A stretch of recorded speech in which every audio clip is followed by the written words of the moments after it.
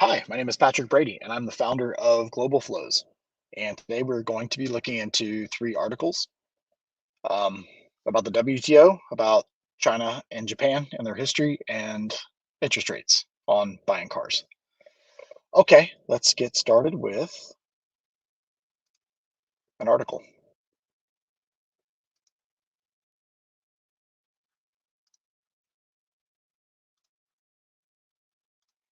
Here we go.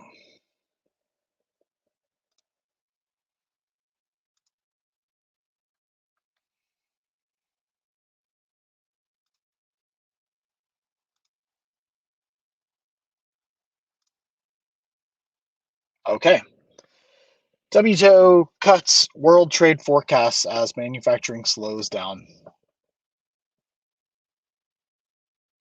WTO cuts world trade forecast as manufacturing slow down bites. Okay. WTO slashed estimates for export growth, and I think this is really a trend that we keep referring to of deglobalization going around the world. Um, Probably there are many reasons for that. The WTO Director General warns of impact on living standards and urges number two avoid protectionism. Global manufacturing slowdown, high inflation, and rising geopolitical tensions all contribute to trade slowdown. Particularly, Washington and Beijing have increasing tensions, and we see this every day in the news. Um, Coming up on political season, I'm sure that our election season and politicians will certainly use China as fodder for positioning themselves. I can guarantee you that. Okay, number two, lessons for China from Japan's lost decade. We know from the 1990s, gosh, when I was growing up as a kid, everybody thought that Japan was going to take over the world and take over the United States. They were buying a lot of real estate in Hawaii, and their cars were being made, and there was a real stigma for U.S. made cars.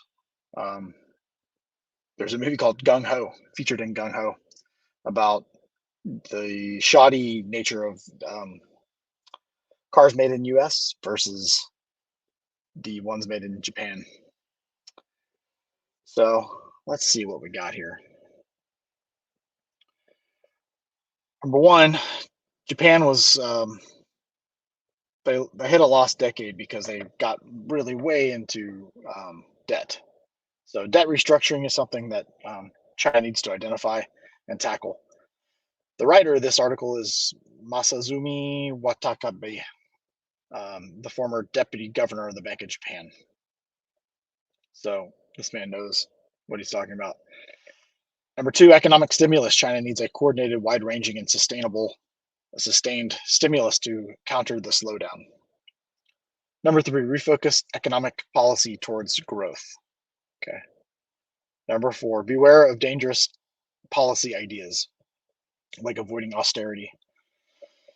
Finally, political will. China needs political will to take the necessary steps to revive economic growth.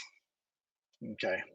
These are kind of all in the same vein: debt restructuring, economic stimulus, refocus economic policy towards growth, beware of dangerous policy ideas.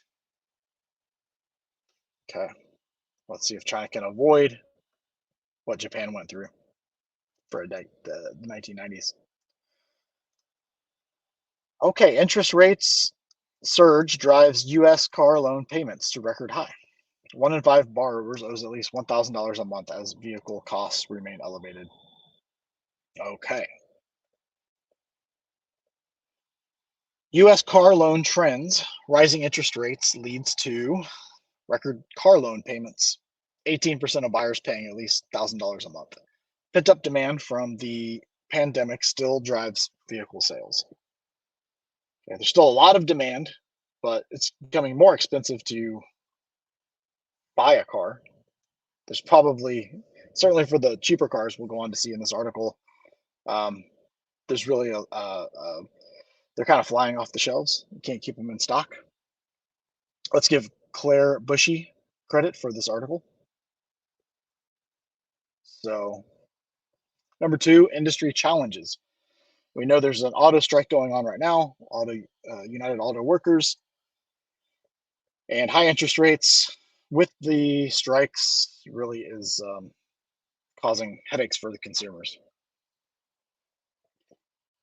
and the banks trying to give those loans. Market shifts. Preference moving towards cheaper vehicles like Toyota Corolla and Honda Civic. Vehicles under $50,000 are selling faster despite increased discounts by car makers.